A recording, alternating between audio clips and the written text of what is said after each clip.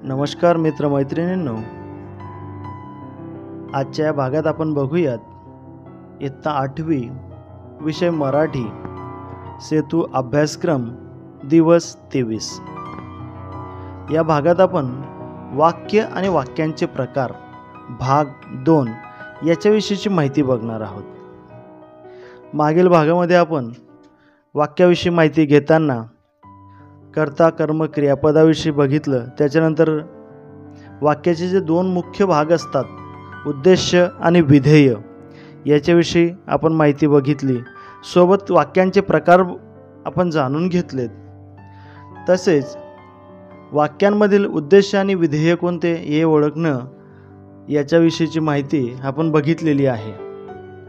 आजच्या या भागामध्ये आपण याच्याच पुढच्या घटकांविषयीची माहिती बघणार आहोत। तर सर्वप्रथम बघा, आता जाणून घेऊया याच्यात आपण मागच्या भागात जे उदाहरणं बघितलेली होती त्यांच्यातले उद्देश आणि विधेय आपल्याला ओळखता येतात अशी अपेक्षा करतो, आणि म्हणून त्यांची रिपिटेशन टाळून फक्त जे नवीन वाक्य आलेलं आहे बघा, 5 नंबरचं वाक्य आहे, उंदराने डोक्यात टोपी घालून नाच केला। या वाक्यामध्ये उद्देश उंदीर, तर विधेय आहे टोपी घालून नाच केला, डोक्यात टोपी घालून नाच केला। अशा पद्धतीने या वाक्यातील उद्देश आणि विधेय आपल्याला सांगता येईल। वरच्या उदाहरणांमध्ये आपण बघितलेलं आहे, त्याच्यामुळे आपण पुढे जाऊयात। त्याच्यानंतर बघा, अजून आपल्या समोर काही वाक्य दिलेली आहेत बघा। आता हे सुद्धा वाक्य आपले मागच्या भागात झालेली आहेत आणि त्यांचे प्रकार सुद्धा आपण ओळखलेले आहेत। एक थोडीशी उजळणी घेऊयात। व्यायामाने आरोग्य चांगले राहतं, विधानार्थी वाक्य आहे। काय ग, कसा आणलास गहू, हे प्रश्नार्थी वाक्य आहे, प्रश्नचिन्ह दिसतंय बघा। अरे रे, खूपच लागलं आहे, उद्गारार्थी वाक्य आहे। त्याच्यानंतर व्यायाम करा, आरोग्य सांभाळा, आज्ञार्थी वाक्य आहे। तर 5 नंबर बघा, तू व्यायाम करतोस की नाही, हे प्रश्नार्थी वाक्य, शेवटी प्रश्न विचारलाय बघा। अशा पद्धतीने आपल्याला या वाक्यांचे प्रकार सुद्धा ओळखता येतात, याची माहिती आपण घेतलेली आहे। आता आपण पुढे जाऊयात, मग सक्षम बनूयात। आता काय सक्षम बनायचं आहे आपल्याला, ते या ठिकाणी आपल्याला वाक्याचे काही नवीन प्रकार जे काही आहेत त्यांच्याविषयी माहिती बघायची आहे। मग हे नवीन प्रकार जे काही आहेत यांच्याविषयी, यांचे जे काही भाग आहेत त्यांच्या बघण्या अगोदर आपण एक गोष्ट लक्षात घ्या की एखाद्या वाक्यामध्ये किती विधाने आहेत याच्यावरून त्या वाक्यांचे 3 प्रकार मानले जातात। जसं आज्ञार्थी वाक्य, विधानार्थी वाक्य, उद्गारार्थी वाक्य हे आपण बघितलेत, ते अर्थावरून आहेत। पण इथं किती विधाने आहेत, म्हणजे किती वाक्य त्या ठिकाणी समाविष्ट झालेली आहेत त्या ठिकाणी, त्या वाक्यात, त्याच्यावरून आपल्याला त्याचे प्रकार पाडता येतात। मग 3 प्रकार आहेत, एक केवल वाक्य, 2 मिश्र वाक्य, तर 3 संयुक्त वाक्य। तर सर्वप्रथम आपण केवल वाक्याविषयी बघूयात। हे जे काही केवल वाक्य असतं, या केवल वाक्यात एकच विधान असते, त्यामुळे या वाक्यामध्ये सुद्धा एकच उद्देश्य आणि एकच विधेय असलेलं आपल्याला दिसून येतं, आणि त्याच्यामुळे याला केवल वाक्य असं म्हटलं जातं। यालाच शुद्ध वाक्य असे सुद्धा म्हणतात। आणि हे जे काही शुद्ध वाक्य किंवा केवल वाक्य असतं हे आज्ञार्थी, विधानार्थी, प्रश्नार्थी, होकारार्थी किंवा नकारार्थी, त्याच्यानंतर साधे, असं कोणत्याही प्रकारचे असू शकतं। ह्या वाक्यामध्ये केवळ एकच उद्देश आणि एकच विधेय असतं, म्हणून याला केवल वाक्य म्हटलं जातं। आता इथं काही उदाहरणं दिलेली आहेत बघा। मी रोज सूर्यनमस्कार करते। आता इथं उद्देश एकच आहे, मी काय करतोय, सूर्यनमस्कार। त्याच्यानंतर तुला बागकाम आवडते का, मकरंद तू लिहिलेला निबंध वाच. आता इथं बघा, वरील वाक्य प्रकार जे काही आपल्याला दिसत आहेत ते सुद्धा या ठिकाणी समाविष्ट असलेले आपल्याला दिसून येतात आणि त्याच्यामुळेच याला केवल वाक्य असं म्हटलं जातं. त्यानंतर याचा दुसरा प्रकार जो आहे तो आहे मिश्र वाक्य. मिश्र वाक्यामध्ये 2 किंवा अधिक वाक्य समाविष्ट झालेली असतात आणि ही वाक्य अर्थाच्या दृष्टीने एकमेकांवर अवलंबून असतात. कारण त्या वाक्यातून जो काही अर्थ निघतो त्यासाठी ते एकमेकांवर अवलंबून असतात. आणि याच्यामध्ये जे 2 वाक्य असतात याच्यातील एक वाक्य असतं प्रधान वाक्य किंवा मुख्य वाक्य असं त्याला म्हटलं जातं. मग हे जे काही प्रधान वाक्य असतं किंवा मुख्य वाक्य असतं हे अर्थाच्या दृष्टीने स्वतंत्र असतं. याचा स्वतंत्रपणे अर्थ असतो. तर मुख्य वाक्यावर जे वाक्य अवलंबून असतं त्याला गौण वाक्य असं म्हटलं जातं. आणि हे अर्थाच्या दृष्टिकोनातून स्वतंत्र नसतं. याचा अर्थपूर्णतेसाठी याला मुख्य वाक्यावर अवलंबून राहावं लागतं. कसं ते उदाहरणांच्या साहाय्याने आपण बघूयात. तर आपल्या समोर बघा उदाहरणं दिलेली आहेत. जेव्हा वेळ मिळेल तेव्हा मी बागेत जाईन. त्यानंतर दुसरं वाक्य बघा, आकाशात ढग जमले की मोर नाचू लागतात. तिसरं वाक्य आहे, नियमित अभ्यास केला तर परीक्षेच्या वेळी गडबड होत नाही.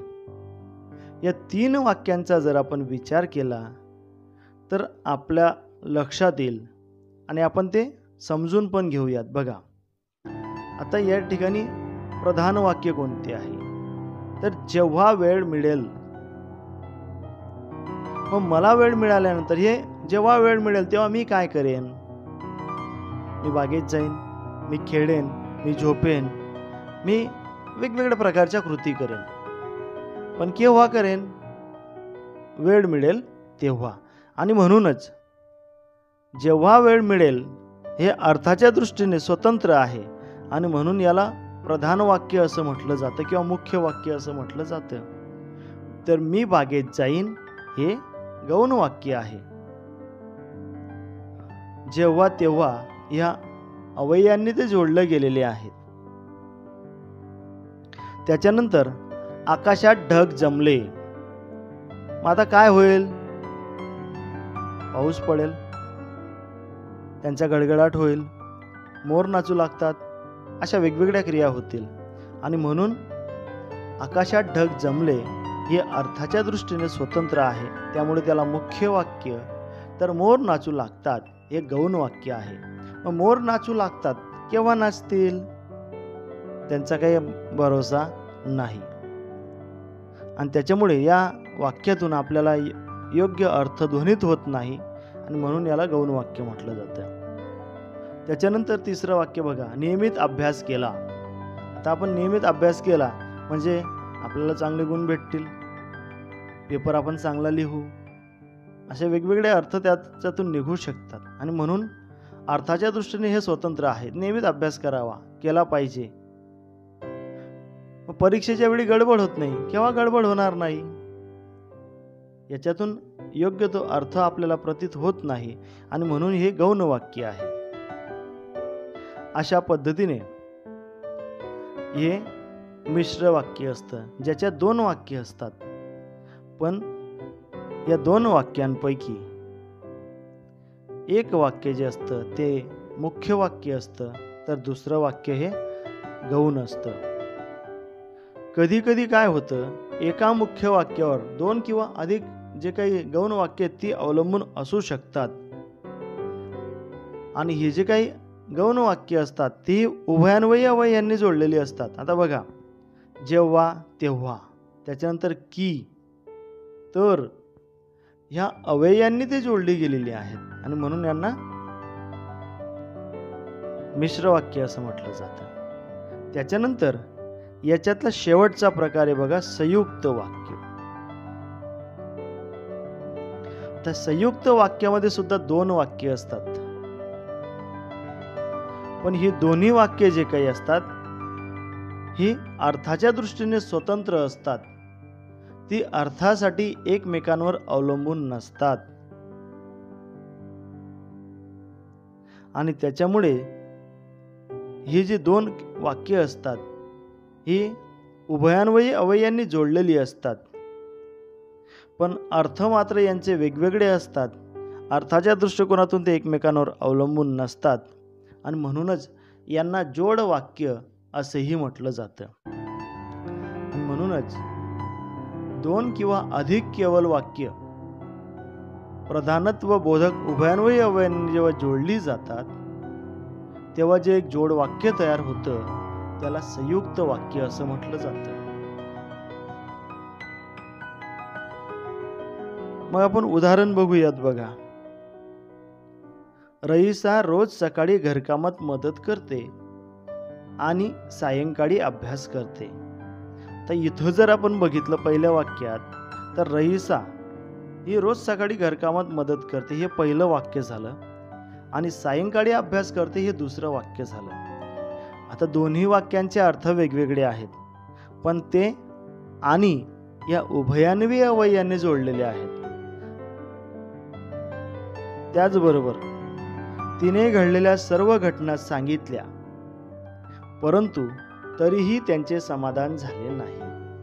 त्यांचे समाधान झाले नाही हे एक आणि तिने सर्व घटना सांगितल्या हे 2 असे दोन्ही वाक्य आहेत, परंतु या उभयान्वयी अवययाने ते जोडले गेलेले आहेत आणि म्हणूनच हे दोन्ही वाक्य जरी उभयान्वयी अवययाने जोडलेली असली तरी ते अर्थाच्या दृष्टिकोनातून दोन्ही स्वतंत्र आहेत आणि म्हणून यांना संयुक्त वाक्य म्हणतात. इथं आपण एक गोष्ट लक्षात घ्या. बघा, मिश्र वाक्य आणि संयुक्त वाक्य या दोन्ही ठिकाणी 2-2 वाक्य असतात, परंतु मिश्र वाक्यामध्ये अर्थाच्या दृष्टिकोनातून एक वाक्य दुसऱ्या वाक्यावर अवलंबून असतं आणि म्हणून त्या ठिकाणी मिश्र वाक्यात मुख्य वाक्य आणि गौण वाक्य असे 2 भाग आपल्याला दिसून येतात. तर संयुक्त वाक्यामध्ये मात्र 2 वाक्य जरी असली तरी ती अर्थाच्या दृष्टिकोनातून स्वतंत्र असतात, ती एकमेकांवर अवलंबून नसतात आणि त्याच्यामुळे ज्याला संयुक्त वाक्य असं म्हटलं जातं. त्यानंतर मग आता आपण सराव करूयात, बघूयात बरं आपल्याला वाक्यांचे प्रकार समजलेत की नाही. मग आता बघ, वाक्याचे प्रकार आपल्याला ओळखायचे आहेत. 1. पाऊस आला की शेतकरी पेरणीला लागतो. कोणतं वाक्य असेल बरं? बरोबर, मिश्र वाक्य. बघा, पाऊस आला हे एक वाक्य आणि शेतकरी पेरणीला लागतो हे दुसरं वाक्य, की या उभयान्वयी अवययाने ते जोडलेले आहे. तर पाऊस आला हे मुख्य वाक्य झालं. शेतकरी पेरणीला लागतो, केव्हा पेरणीला लागतो? ओलीत झालं असेल तेव्हा, पाऊस पडला असेल तेव्हा, किंवा त्याने वरून सिंचन केलेलं असतं. बघा, पाणी भरलं जातं पाटाच्या साह्याने आणि मग तो पेरणीला लागतो. त्याच्यामुळे पाऊस आला हे मुख्य वाक्य, तर शेतकरी पेरणीला लागतो हे गौण वाक्य आहे. ते उभयान्वयी अवयय कीने जोडलेले आहेत आणि म्हणून हे मिश्र वाक्य आहे. त्यानंतर मंदा खो खो खेळेल किंवा समूह गीतामध्ये भाग घेईल. कोणता प्रकार? बरोबर, संयुक्त वाक्य. दोन्ही गोष्टी वेगवेगळ्या आहेत. त्यानंतर तिसरं बघा, माझे बोलून झाले की मग तू बोल. आता माझे बोलून झाले आणि मग तू बोल की वर बघितलेलंच आहे आपण, बरोबर, मिश्र वाक्य.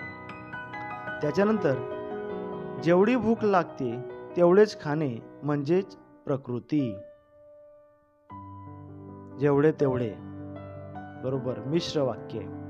जेव्हा तेव्हा, जर तर, जेवढे तेवढे हे लक्षात ठेवा, म्हणजे आपल्याला मिश्र वाक्य ओळखणं जरा सोपं जाईल. त्यानंतर आपल्या जेवणातील 2 घास भुकेल्यांना खाऊ घालावेत. या वाक्यात एकच उद्देश आणि एकच विधेय आहे, आपले जेवण आणि भुकेल्यांना खाऊ घालणे. बरोबर, केवळ वाक्य आहे. अशा पद्धतीने या वाक्यांचे प्रकार आपल्याला ओळखता आले पाहिजेत. त्यासाठी वेगवेगळे वाक्य बघा, त्यांचा सराव करा आणि समजून घ्या, म्हणजे आपल्याला वाक्यांचे प्रकारही समजतील आणि ते व्यवस्थित ओळखता सुद्धा येतील. अशा पद्धतीने आपल्याला यांचा सराव करायचा आहे आणि कल्पक होऊया. यामध्ये आपल्याला वाक्याचे प्रकार जे काही आहेत त्यांचे तक्ता बनवायचा आहे. त्याच्याशी संबंधित उदाहरणांचा जिथं आपण अभ्यास करतो त्या ठिकाणी लावा, म्हणजे आपली नजर त्यांच्यावर राहील आणि आपण ते समजून घेऊ. त्याचबरोबर मिश्र वाक्य आणि संयुक्त वाक्य याच्यात काय फरक आहे याच्याविषयी आपल्या मित्रांमध्ये चर्चा करा. आपल्याला जे समजलेलं आहे ते त्यांना सांगा आणि त्यांना काय समजलेलं आहे तेही जाणून घ्या. अशा पद्धतीने चर्चेतून अभ्यास चांगला होतो आणि म्हणून अशा पद्धतीची चर्चा करायला हरकत नाही. तर असं हे वाक्य आणि वाक्याच्या प्रकारांविषयी आपल्याला सांगता येईल. इथं आपण थांबूयात. पुन्हा भेटू पुढच्या भागात. तत्पूर्वी एक विनंती आहे आपल्याला, तुम्हाला जर माझा व्हिडिओ आवडला असेल तर नक्कीच त्याला लाईक करा. त्याचबरोबर माझ्या YouTube चॅनलला सबस्क्राईब करा, म्हणजे तुमच्या वर्गाचे व्हिडिओ तुम्हाला बघता येतील. त्याचबरोबर आपल्या इतर मित्रमैत्रिणींना माझा हा व्हिडिओ शेअर करायला विसरू नका. धन्यवाद.